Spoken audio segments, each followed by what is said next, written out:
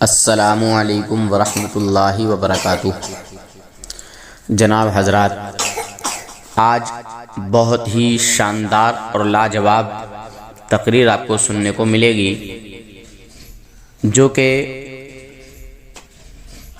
مفتی اعظم شہر رامپور مفتی یونس رضا صاحب قبلہ بیان فرمائیں گے، اور بہت ہی اچھی اصلاح کی ہے، بہت ہی لاجواب تقریر کی ہے۔ آپ اس تقریر کو سنیں گے تو انشاءاللہ آپ کو بہت کچھ سمجھ آئے گا، اور ہو سکتا ہے میرے جو بہت سے مومن بھائی ہیں ان کی زندگی میں کئی سارے بدلاؤ آ جائیں، دینی ماحول میں وہ ڈھل جائیں، اتر جائیں، اور اپنے بچوں کی پرورش اچھے سے کریں۔ اور ہو سکتا ہے کہ کئی بھائی اس تقریر کو سن کر اپنے بچوں کو عالم دین بنانے کا جو ہے ارادہ کریں۔ خیر، آپ اس پوری ویڈیو کو مکمل سنیں، اور جو بھی آپ نے سیکھا سمجھا اس کو کمنٹ میں بھی ضرور بیان کر دیں، اور جو نئے بھائی ہیں چینل پر وہ اس کو ضرور سبسکرائب کر دیں، اور اس کو لائک اور شیئر بھی ضرور کریں۔ اگر آپ کو یہ بات سمجھ آئے تو اپنے دوسرے بھائیوں کو ایک دوسرے کو ضرور شیئر کریں، ٹھیک ہے؟ لائک شیئر اور کمنٹ بھی کریں، ٹھیک ہے؟ اللہ حافظ، فی امان اللہ۔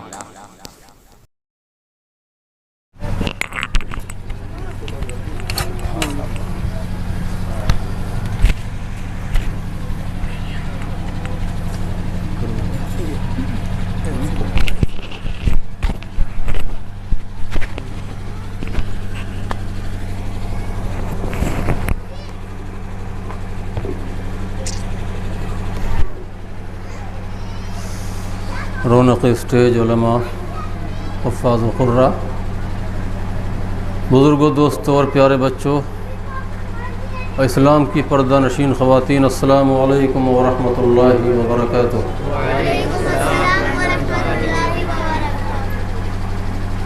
نحمده ونصلي ونسلم على حبيبه الكريم، أما بعد فأعوذ بالله من الشيطان الرجيم، بسم الله الرحمن الرحيم،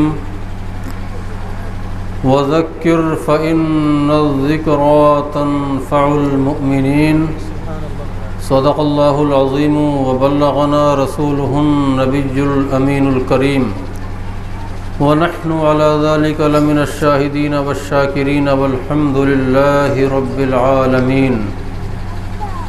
غوث اعظم بمن بے سر و سامہ مدد، قبلہ دی مدد، کعبہ ایما مدد، بگرداب بلا افتاد کشتی، مدد کن یا معین الدین چشتی، قادری یمنارے یا غوث اعظم می زنم، دمز شیخ احمد رضا خان قطب عالم می زنم، قادری یمنارے یا غوث اعظم می زنم، دمز شاہ عبداللہ قطب عالم می زنم، جوش تیری نگاہ سے گزرے درود پڑھ، ہر جزو کل ہے مظہر انوار مصطفیٰ، اپنی لحد میں لائیں گے تشریف مصطفیٰ، عادت بنا رہے ہیں درود و سلام کی۔ ایک بار گنبد خضرا کی جانب لو لگا کر بھیگ دینے والے آقا و داتا مصطفیٰ جان رحمت، شمع عظم ہدایت، جناب محمد الرسول اللہ صلی اللہ تعالی علیہ وسلم کی مقدس بارگاہ میں دل کی گہرائیوں کے ساتھ پڑھیے، اللہم صلی وسلم وبارک علی سیدنا و شفیعنا و حبیبنا و طبیب قلوبنا و مولانا و ملجانا و مولانا محمد و آلہ و اصحابہ اجمعین۔ الصلاۃ والسلام علیک یا رسول اللہ، الصلاۃ والسلام علیک یا نبی اللہ، وعلی آلک و اصحابک یا سیدی یا رسول اللہ۔ حضرات گرامی، آج کی یہ مقدس اور متبرک محفل رسم بسم اللہ خوانی کے سلسلے میں منعقد کی گئی۔ رب کریم جل جلالہ و عم نوالہ کی مقدس بارگاہ میں دعا ہے کہ وہ اس بزم کو قبول فرمائے اور ہم سب کو اور ان سب بچوں کو اور خاص کر ہمارے مولانا حکیم محمد مظفر حسین صاحب کے بچوں کو علم نافع اور عمل صالح کی دولت سے مالا مال فرمائے۔ حضرات گرامی، بڑی خوشی اور مسرت کا مقام ہے کہ آج ہمارے مخاطب نوجوانوں اور بزرگوں سے زیادہ ماشاءاللہ بچے ہیں، اور بڑے ہی پیارے حسین و جمیل خوبصورت بچے، اور ان کے حسن کو دوبالا کر دیا آقا کریم احمد مجتبیٰ محمد مصطفیٰ صلی اللہ تعالیٰ علیہ وسلم کی پیاری پیاری سنت صافے نے، سبحان اللہ، اور جبے نے ان کے حسن میں 4 چاند لگا دیے، سبحان اللہ۔ عزیزان گرامی، یہ جو بچے ہیں نا ہمارے، یہ ہمارا مستقبل ہیں، ہمارا فیوچر ہیں۔ یہ اگر کامیاب ہو گئے تو ہم کامیاب ہیں، ان کا مستقبل اگر روشن ہو گیا تو ہماری زندگی کامیاب ہے، اور اگر ہمارے بچے کامیاب نہیں ہوئے تو گویا کہ ہم نے اپنی زندگی میں کچھ نہیں کیا۔ ہر باپ اپنے بچوں کے لیے کرتا ہے، ماں کی خواہش بھی تمنا بھی یہی ہوتی ہے کہ میرا بچہ کامیاب ہو جائے، باپ کی بھی تمنا اور آرزو یہی ہوتی ہے کہ میرا بچہ کامیاب ہو جائے، اور ماں باپ جو تگ و دو کرتے ہیں، کوشش کرتے ہیں اور اپنی زندگی میں محنتیں کرتے ہیں، مشقتیں کرتے ہیں، وہ عزیزان گرامی اپنی ذات سے زیادہ اپنے بچوں کے لیے کرتے ہیں، اور کرنا ہی چاہیے، اپنے بچوں کے لیے کرنا ہی چاہیے۔ رب کائنات جل جلالہ و عم نوالہ کی یہ نعمت ہے، بچے اولاد اللہ کی نعمت ہے۔ مسلمانوں، ہمارے لیے ہماری ماں بھی اللہ کی نعمت ہے، ہمارے باپ بھی اللہ کی نعمت ہیں، ہماری بیوی بھی اللہ کی نعمت ہے، اور ہمارے بچے بھی اللہ کی نعمت ہیں۔ اور اللہ رب العزت جل جلالہ و عم نوالہ ارشاد فرماتا ہے لئن شکرتم لازیدنکم، اگر تم میری نعمت کا شکر ادا کرو گے تو میں اپنی نعمت میں اضافہ کروں گا، نعمت میں 4 چاند لگا دوں گا، نعمت میں پختگی پیدا کروں گا، نعمت کو تمہارے لیے باعث راحت بنا دوں گا، نعمت کو تمہارے لیے باعث آرام بنا دوں گا، شرط یہ ہے کہ تم میری نعمت کا شکر ادا کرو۔ اللہ نے ہم کو ماں باپ دیے نا، تو اللہ کا شکر ادا کرو کہ اے مولا تیرا بڑا فضل و کرم و احسان ہے کہ تو نے ہمارے لیے ہمارے ماں باپ کو زندہ رکھا، تو نے ہمارے لیے ہمارے ماں باپ کو سایہ بنایا۔ ماں باپ کا دل خوش کرو، کائے سے، محنت سے، کامیابی سے، جد و جہد سے، اچھے اخلاق سے، اچھے کردار سے، اچھے کیریکٹر سے، ماں باپ کی خدمت کر کے ماں باپ کے دل کو خوش کرو۔ بچہ کامیاب ہو جائے اور اس کے ماں باپ نہ ہوں تو اسے بڑا افسوس ہوتا ہے کہ کاش کہ میرے ماں باپ زندہ ہوتے تو میری کامیابی کو دیکھتے، میری کامیابی کو دیکھتے تو کتنا خوش ہوتے ہیں۔ تو عزیزان گرامی، اگر ہمارے ماں باپ بقید حیات ہیں، زندہ ہیں، تو ہم سب یہ عزم مصمم کریں، پختہ ارادہ کریں کہ ہم اعلیٰ سے اعلیٰ تعلیم حاصل کر کے دینی بھی اور دنیاوی اپنے ماں باپ کو خوش کریں گے۔ ماں باپ اگر خوش ہو گئے تو اللہ خوش ہو جائے گا، ماں باپ راضی ہو گئے تو اللہ راضی ہو جائے گا۔ آقا ارشاد فرماتے ہیں کہ رضا الرب فی رضا الوالدین وسخط الرب فی سخط الوالدین، ماں باپ اگر راضی ہیں تو اللہ راضی، اور ماں باپ ناراض تو اللہ ناراض۔ اس لیے اپنی کامیابی سے، اپنی جد و جہد سے، اپنی کوشش سے، اپنے علم سے ماں باپ کو خوش کرو، اپنی خدمت سے ماں باپ کو خوش کرو، اپنے کردار سے ماں باپ کو خوش کرو۔ تمہارا کردار اچھا ہونا چاہیے، کیریکٹر اچھا ہونا چاہیے، تم نیک بنو گے، متقی بنو گے، صالح پرہیزگار بنو گے تو ماں باپ دیکھ کر ہی خوش ہو جائیں گے۔ اور عزیزان گرامی، جب تمہاری نیکی، تقوی اور صلاح و پرہیزگاری سے تمہارے ماں باپ خوش ہو جائیں گے دنیا کے اندر، تو جب ان کا انتقال ہو جائے گا تو تمہاری نیکی، تمہاری پرہیزگاری، تمہاری طہارت، تمہارا تقوی قبر میں بھی تمہارے ماں باپ کے کام آئے گا۔ تمہاری نیکیاں ان کی نیکیوں میں اضافہ کریں گی، یہاں بھی وہ خوش ہوں گے انشاءاللہ، اور جب تم نیک متقی پرہیزگار ہوگے تو وہاں بھی وہ خوش ہوں گے۔ عزیزان گرامی، بڑی خوشی و مسرت کا مقام ہے کہ ہمارے قاری شوقین صاحب، اللہ تبارک و تعالیٰ ان کی عمر میں تابندگی عطا فرمائے، ان کے ماں باپ کو بھی خوش رکھے، ان کو بھی خوش رکھے۔ یہ جو آپ دیکھ رہے ہیں بہار ہمارے بچوں کی، یہ انہی کی دین ہے، یہ انہی کی کوشش ہے، یہ انہی کی کاوش ہے۔ اور ہمارے حکیم مظفر صاحب بھی ماشاءاللہ ان کے تعاون میں پیچھے نہیں جاتے، اور یہ بہت نیک متقی پرہیزگار آدمی ہیں، دینی کاموں میں بڑھ چڑھ کے حصہ لینے والے ہیں یہ بھی ہیں۔ تو عزیزان گرامی، آج کے اس دور میں جو ہے نا، جہاں دینی تعلیم کی اشد ضرورت ہے وہیں دنیاوی تعلیم کی بھی شدید ضرورت ہے۔ دینی تعلیم کے بغیر دینی ترقی نہیں ہو سکتی، اور دنیاوی تعلیم کے بغیر دنیاوی ترقی نہیں ہو سکتی۔ اور آج مسلمانوں کو دونوں تعلیم کی ضرورت ہے، دینی تعلیم کی تو ہر دور میں ضرورت ہے، ہر دور میں دینی تعلیم ضروری ہے، اس لیے کہ مسلمان کو مسلمان بننے کے لیے اور مسلمان کو مسلمان ظاہر کرنے کے لیے دینی تعلیم ضروری۔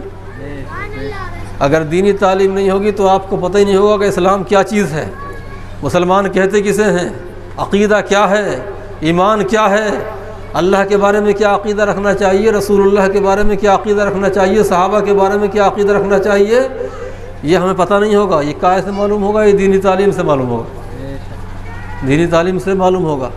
دینی تعلیم بنیادی تعلیم، قرآن پاک کی تعلیم، بنیادی تعلیم، اور پھر قرآن پاک کے ساتھ ساتھ عزیزان گرامی احکام شرع کی تعلیم، یہ بنیادی تعلیم ہے۔ قرآن پاک اللہ کی عظیم الشان کتاب، اس کا پڑھنا ثواب، اس کا دیکھنا ثواب، اس کا سننا ثواب، اس کی زیارت کرنا ثواب، اس کو سینے سے لگانا ثواب، اس کو سر پر رکھنا ثواب، اس کو محبت کی نظر سے طاق میں سجانا ثواب۔ لیکن عزیزان گرامی، یہ خالی ثواب کے لیے نہیں ہے، قرآن پاک جو ہے خالی ثواب کے لیے نہیں ہے، ثواب تو ہے ہی ہے، اس میں ہر اعتبار سے ثواب ہے، لیکن خالی ثواب کے لیے نہیں ہے۔ قرآن پاک جو ہے یہ ایک اسلامک لا کی کتاب ہے، یہ قانون کی کتاب ہے، اور اس میں سب کچھ ہے، اولین کا بھی علم ہے اس میں، آخرین کا بھی علم ہے۔ اللہ ارشاد فرماتا ہے کہ ہم نے قرآن پاک میں کچھ نہیں چھوڑا، ہر رطب و یابس، ہر خشک و تر ہم نے قرآن پاک میں بیان کر دیا۔ یہ تبیان لکل شیء ہے، ہر چیز کا واضح بیان ہے، قرآن ہر چیز کا واضح بیان ہے۔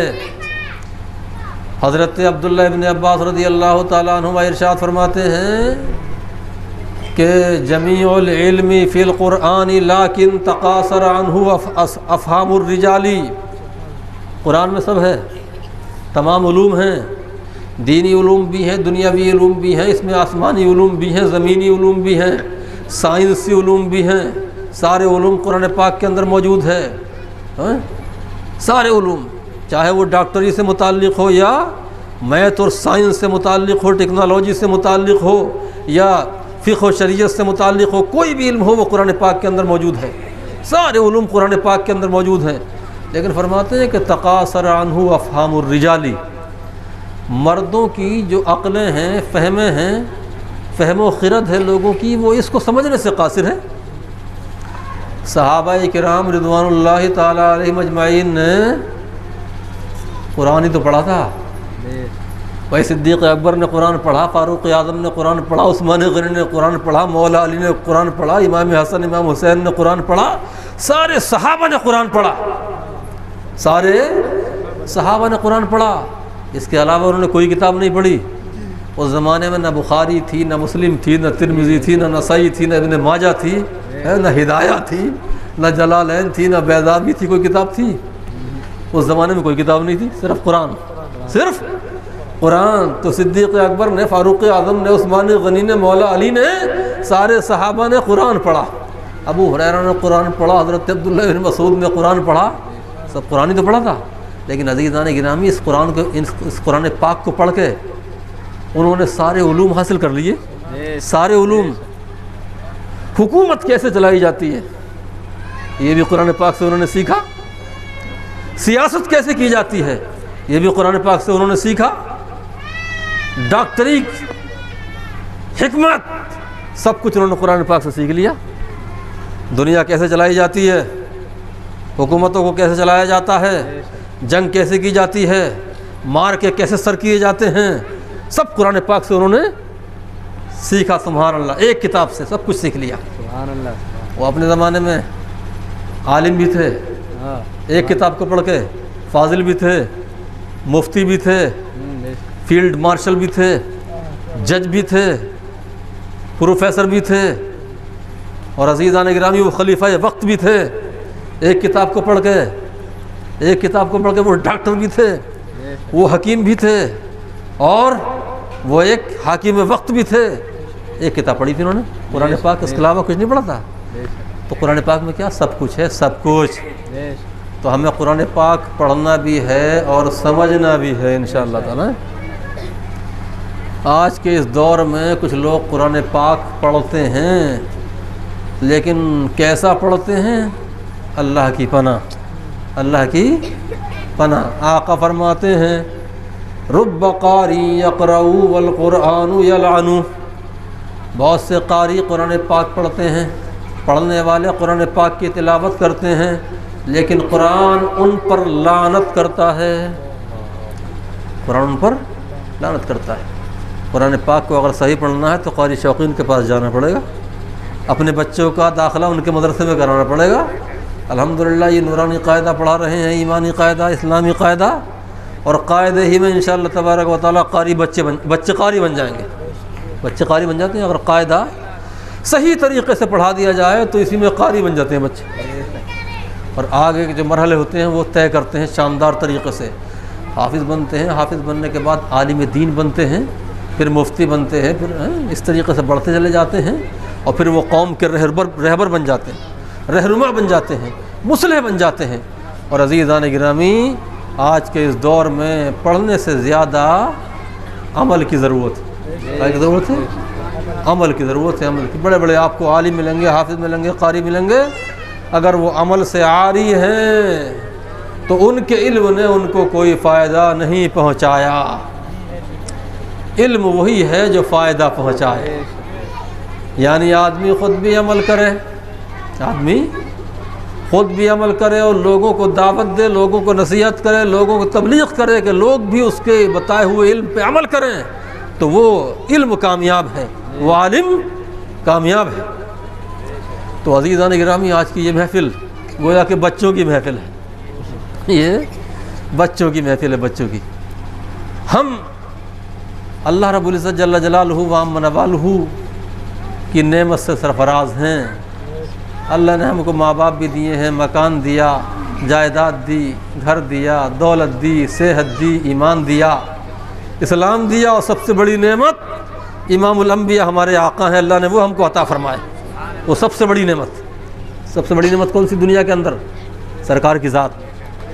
سرکار کی ذات سب سے بڑی نعمت ہے دنیا میں۔ آقا کے علاوہ جتنی بھی نعمتیں ہیں سب صدقہ ہے آقا کا، سب آقا کا صدقہ ہے۔ تو اللہ نے یہ ہم کو پیارے پیارے بچے دیے ہیں۔ عزیزان گرامی، شادی ہو جاتی ہے نا اور بچے نہیں ہوتے ہیں تو میاں بھی پریشان، بیوی پریشان، باپ بھی پریشان، ماں بھی پریشان، گھر والے سب کے سب پریشان ہوتے ہیں کہ یار ہم نے اپنے بیٹے کی شادی کر دی، اب تک کوئی بچہ نہیں ہے۔ تو اسلام نے جو شادی کا نظام رکھا ہے، کائے کے لیے رکھا ہے؟ حصول اولاد کے لیے۔ شادی یہ افزائش نسل کا ذریعہ ہے، اس سے نسل بڑھتی ہے، یہ نفسانی خواہشات کی تکمیل کے لیے نہیں ہے، وہ تو ایک عارضی چیز ہے۔ وہ کیا ہے؟ ایک عارضی چیز ہے۔ حقیقی چیز یہ ہے کہ ہمارے آقا کی سنت ہے، اور جب ہم شادی کریں گے تو ہمارے بچے پیدا ہوں گے، آقا کریم کی امت بڑھے گی، آقا فرماتے ہیں کہ انی مکاثر بکم الامم، جب قیامت کا دن ہوگا ساری امتیں حاضر ہوں گی، حضرت آدم کی بھی امت موجود ہوگی، حضرت نوح کی امت بھی موجود ہوگی، حضرت موسیٰ کی امت بھی موجود ہوگی، حضرت عیسیٰ کی امت بھی موجود ہوگی، بڑی بڑی امتیں موجود ہوں گی، لیکن میرے آقا فرماتے ہیں کہ میری امت سب سے بڑی ہوگی، تو میں فخر کروں گا اپنی امت کی کثرت پر کہ میری امت سب سے زیادہ ہے، میری امت سب سے زیادہ ہے۔ تو اللہ نے ہم کو یہ بچے دیے نا، تو یہ بچے کیا ہیں؟ اللہ کی نعمت ہیں۔ اور جب اللہ ہم کو بچے دیتا ہے تو ہم بچوں کے لیے کھلونے لاتے ہیں، جب چھوٹے بچے ہوتے ہیں بچوں کے لیے کھلونے لاتے ہیں تاکہ بچے جو ہے ان کھلونوں سے دل بہلائیں، بچے روئیں تو کھلونا پیش کر دیا جائے، ان کا رونا بند ہو جائے، ان کا دل بہلے، بچے خوش ہو جائیں، کھلونے دیتے ہیں۔ لیکن عزیزان گرامی سب سے اچھا کھلونا کیا ہے؟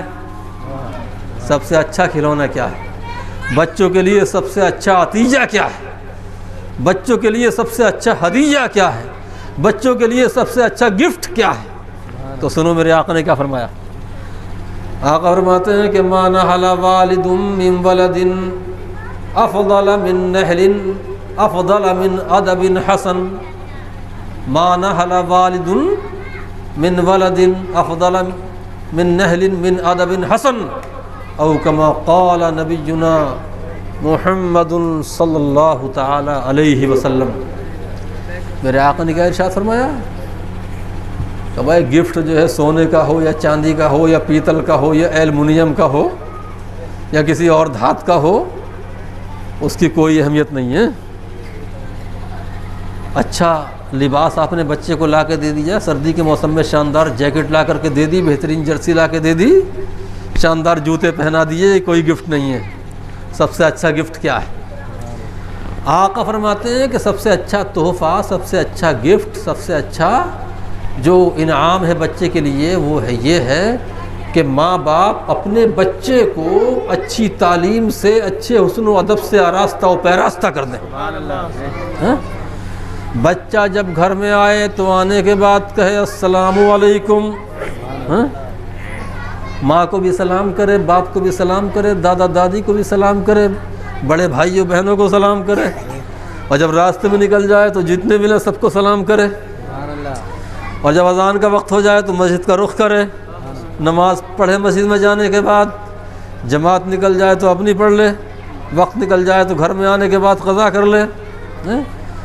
اور عزیزان گرامی جب صبح کی نماز پڑھ کے گھر میں آئے تو قرآن پاک کی تلاوت کر لے، قرآن پاک کی تلاوت کرے، اور جب کھانے بیٹھے تو بسم اللہ الرحمن الرحیم پڑھ کے کھانا کھائے، سنت طریقے سے بیٹھ کے کھائے، اور جب کھانے سے فارغ ہو جائے تو دعا پڑھے کھانا سے فارغ ہونے کی، کیا ہے؟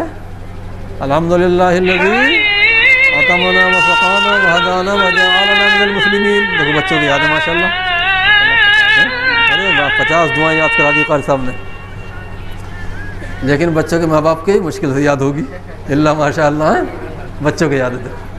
تو جب بچے دعا پڑھیں گے تو ماں باپ کا دل خوش ہوگا نہیں ہوگا؟ اور جب بچہ بیت الخلاء میں جائے تو دعا پڑھے اللہم انی اعوذ بک من الخبث والخبائث، واہ ماشاءاللہ بچوں کو یہ بھی یاد ہے۔ اور جب بیت الخلاء سے نکلے تو پڑھے غفرانک، اللہم کیا ہے وہ بیٹے پڑھیں سناؤ، اللہم غفرانک کے بعد کی دوسری دعا ایک اور ہے الحمدللہ الذی اذھب عنی ما یؤذینی وامسک علی ما ینفعنی۔ اور جب بچہ رات کو بستر پہ جائے تو سونے کی دعا پڑھے اللہم باسمک اموت واحیا، سبحان اللہ۔ اور جب نیند سے بیدار ہو تو جاگنے کی دعا پڑھے الحمدللہ الذی احیانا بعد ما اماتنا والیہ النشور، سبحان اللہ۔ واہ ماشاءاللہ کیا اچھے بچے، کیا قاری صاحب کی محنت ہے، سبحان اللہ۔ تو بچے یہ بھی دعائیں پڑھیں گے، سرکار کی یاد آئے گی، آقا کی سنت ہے، عشق رسول بیدار ہوگا، ماں باپ خوش ہو جائیں گے کہ میں نے جو اپنے بچوں کی تعلیم پہ پیسہ خرچ کیا ہے وہ رائے گا نہیں گیا۔ تو بہترین تحفہ کیا ہے؟ بچوں کو اچھی تعلیم سے، اچھی تربیت سے آراستہ و پیراستہ کرنا۔ اور عزیزان گرامی آج کا جو یہ دور ہے نا، آج کا یہ دور دور پرفتن ہے، فتنوں کا دور ہے، فتنوں کا۔ آقا کریم احمد مجتبیٰ محمد مصطفیٰ ارواحنا فدا صلی اللہ تعالی وسلم نے ارشاد فرمایا تھا آج سے 1400 سال پہلے کہ اے لوگوں میں دیکھ رہا ہوں فتنے تمہارے گھروں میں برس رہے ہیں، فتنے تمہارے گھروں میں برس رہے ہیں اس طریقے سے جیسے کہ بارش ہوتی ہے۔ تو بڑے فتنے ہیں آج کے دور میں، بڑے فتنے، اور بڑے فتنہ اگر پیدا ہو گئے۔ ہمارے مولانا نور الحسن صاحب بیٹھے ہوئے نیچے، انہیں اسٹیج پہ آنا چاہیے تھا۔ فتنہ گروں سے ان کا مقابلہ ہوتا ہے، فتنہ گروں سے یہ مقابلہ کرتے ہیں اور فتنہ گروں کے چھکے چھڑا دیتے ہیں ماشاءاللہ۔ یہ تو بڑے فتنے ہیں، بدعقیدگی کا فتنہ، الحاد کا فتنہ، بددینی کا فتنہ، بدعملی کا فتنہ، بے عملی کا فتنہ، بڑے فتنے پیدا ہو رہے ہیں۔ ہاں، تو ان فتنوں کے دور میں اپنے بچوں کو پڑھانا یہ بھی ایک جہاد ہے، یہ بھی کیا ہے؟ جہاد ہے، جہاد۔ اور دینی تعلیم پہ خرچ کرنا یہ بھی جہاد ہے۔ ہاں، اپنے بچوں کو دینی تعلیم پڑھانا، کیونکہ آج کے دور میں لوگ کیا ہے، اگر مالدار ہیں نا، اہل ثروت ہیں، تو اپنے بچوں کو انگلش میڈیم اسکول میں پڑھائیں گے، کانوینٹ اسکول میں پڑھائیں گے، شاندار اسکولوں میں پڑھاتے ہیں اپنے بچوں کو۔ اچھی بات ہے، اگر اللہ نے دیا ہے تو پڑھانا چاہیے، کیونکہ دنیاوی تعلیم بھی ضروری ہے دینی تعلیم کے ساتھ ساتھ، لیکن پہلے دینی تعلیم، پہلے یہ بچے بنیادی تعلیم حاصل کر لیں، اس کے بعد ان کو بھیجو آپ اسکولوں میں انگلش میڈیم میں، تاکہ ڈاکٹرز بنیں، انجینئرس بنیں، پروفیسر بنیں، اور داروغہ بھی بنیں، پولیس میں آئیں، ڈی ایم بنیں، ایس ڈی ایم بنیں۔ اس سب کی ضرورت ہے آج کے دور میں، آج کے دور میں اس سب کی ضرورت ہے۔ ایک گاؤں ہے ادھر ضلع بجنور میں، اس گاؤں میں ایک صاحب نے بتایا کہ 55 ڈی ایم ہیں۔ کتنے؟ 55۔ دیکھیں آپ، وہ کن لوگوں کا گاؤں ہے؟ جاٹوں کا گاؤں ہے، جاٹوں کا۔ اور مسلمانوں کا بڑے سے بڑا گاؤں دیکھ لو، پولیس والا ایک آدھی نظر آئے گا، پولیس والا ایک آدھی نظر آئے گا۔ تو اپنے بچوں کو پڑھاؤ، اپنے بچے پولیس میں آنا چاہیے، داروغہ بننا چاہیے، ڈی ایم اور ایس ڈی ایم بننا چاہیے، انسپکٹر بننا چاہیے، ڈاکٹر بننا چاہیے، انجینئر بننا چاہیے، اور عالم و فاضل و کامل و مفتی تو بننا ہی چاہیے، سمجھے نہیں؟ کیونکہ دینی ترقی دینی تعلیم میں پوشیدہ ہے، اور دنیاوی ترقی دنیاوی تعلیم میں پوشیدہ ہے، سمجھ گئے نہیں؟ ہاں، تو دنیاوی تعلیم بھی کیا ہے؟ ضروری ہے، ضروری۔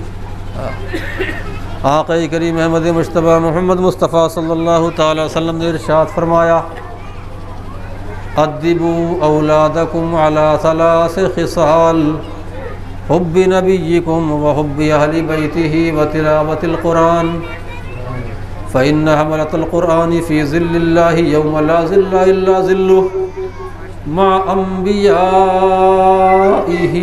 واصفیائہ۔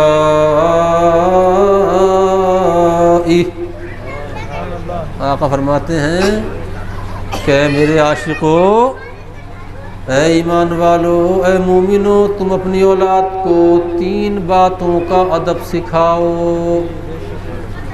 کتنی باتوں کا؟ 3 باتوں کا ہے۔ پہلی بات حب نبیکم، اپنے نبی کی محبت سکھاؤ، اپنی اولاد کو اپنے نبی سے محبت کرنا سکھاؤ، کیونکہ نبی کی محبت ہی عین ایمان ہے، نبی کی محبت ہی عین ایمان ہے، نبی کی محبت ہی ایمان ہے، سمجھ لو۔ اگر نبی کی محبت ہے تو ہمارا ایمان کامل ہے، اور نبی کی محبت نہیں تو ایمان کامل نہیں ہو سکتا۔ ایمان کامل، بلکہ حقیقت حال یہ ہے کہ جتنی زیادہ محبت ہوگی آقا سے، اتنا ہی محبت میں کمال پیدا ہوگا، اتنا ہی ایمان کامل ہوگا۔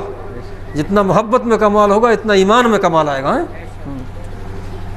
تو نبی کی محبت سکھاؤ، وحب اہل بیتہ، اور نبی کے گھر والوں سے محبت کرنا سکھاؤ، نبی کے گھر والوں سے محبت، حضرت علی سے محبت، حضرت فاطمہ سے محبت، امام حسن سے محبت، امام حسین سے محبت، ان کی اولاد سے محبت، سارے اہل بیت سے محبت، امام زین العابدین سے محبت، امام باقر سے محبت، امام جعفر صادق سے محبت، سارے اہل بیت سے محبت ہونا چاہیے۔ تو اپنے بچوں کو نبی سے محبت سکھاؤ، اہل بیت سے محبت کرنا سکھاؤ۔ ہاں، اور تیسری بات کیا ہے؟ قرآن پاک پڑھنا سکھاؤ، قرآن پاک پڑھنا سکھاؤ، قرآن پاک پڑھنا۔ کیوں صاحب؟ قرآن پاک پڑھنے میں کیا ثواب ہے؟ تو آقا ارشاد فرماتے ہیں اس لیے کہ جو قرآن پاک کے حامل ہیں، قرآن پاک کے حامل ایک ہوتا ہے حافظ قرآن اور ایک ہوتا ہے حامل قرآن۔ ہاں؟ تو حامل قرآن کیسے کہتے ہیں؟ حافظ تو وہ ہے جس نے قرآن پاک کو حفظ کر لیا، اب چاہے اس پہ عمل کرے یا نہ کرے۔ اور حامل قرآن وہ ہوتا ہے جو قرآن پاک کو یاد بھی کر لیتا ہے، قرآن پاک کو حفظ بھی کر لیتا ہے، قرآن پاک کو سمجھ بھی لیتا ہے، پھر قرآن پاک پہ عمل کرتا ہے، وہ حامل قرآن ہوتا ہے۔ وہ کون ہوتا ہے؟ حامل قرآن۔ تو حامل قرآن سبحان اللہ الرحمن، قرآن ہم نے پڑھ لیا، یاد کر لیا، پھر قرآن پاک کو سمجھ لیا، پھر قرآن پاک پہ ہم عمل کرتے ہیں تو حامل قرآن ہو گئے۔ تو آقا فرماتے ہیں قرآن پاک پڑھنا سکھاؤ اور اپنے بچوں کو حامل قرآن بناؤ، اس لیے کہ جو حامل قرآن ہوں گے تو جب قیامت کا دن ہوگا، قیامت کا دن ہوگا، نفسی نفسی کا عالم ہوگا، زمین تانبے کی ہوگی، سورج سوا نیزے پر ہوگا، نہ باپ بیٹے کو پہچانے گا، نہ بیٹا باپ کو پہچانے گا، نہ بیوی شوہر کو، نہ شوہر بیوی کو، نہ ماں باپ کو، نہ بیٹی کو، نہ بیٹی ماں کو، بلکہ قرآن پاک میں فرمایا یوم یفر المرء من اخیہ وامہ وابیہ وصاحبتہ وبنیہ، جس دن آدمی بھاگے گا اپنے بھائیوں سے اور اپنی ماں سے اور اپنے باپ سے، اپنے دوستوں سے بھاگے گا، نفسی نفسی کا عالم ہوگا۔ تو عزیزان گرامی آقا فرماتے ہیں اس دن حامل قرآن کی کیا شان ہوگی، حامل قرآن کی کیا شان ہوگی۔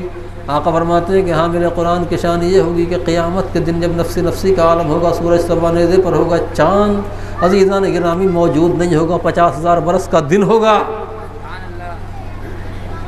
تو حامل قرآن کی شان یہ ہوگی کہ وہ نبیوں کے ساتھ ہوگا، رسولوں کے ساتھ ہوگا، صدیقین کے ساتھ ہوگا، شہداء کے ساتھ ہوگا، ولیوں کے ساتھ ہوگا، اصفیاء کے ساتھ ہوگا، اولیاء کے ساتھ ہوگا، غوث اعظم کے جھنڈے کے نیچے ہوگا، حافظ شاہ جمال اللہ کی جماعت میں ہوگا، اور شاہ بغدادی رحمۃ اللہ علیہ کا دامن تھامے ہوگا،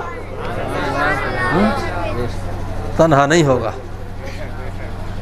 اللہ کی رحمت کے سائے میں ہوگا، اللہ کی رحمت کے سائے میں ہوگا، اور تنہا نہیں ہوگا، نبیوں کے ساتھ، رسولوں کے ساتھ، صدیقوں کے ساتھ، شہداء کے ساتھ۔ سبحان اللہ۔ کون؟ یہ حامل قرآن، حافظ قرآن، قرآن پاک پہ عمل کرنے والا۔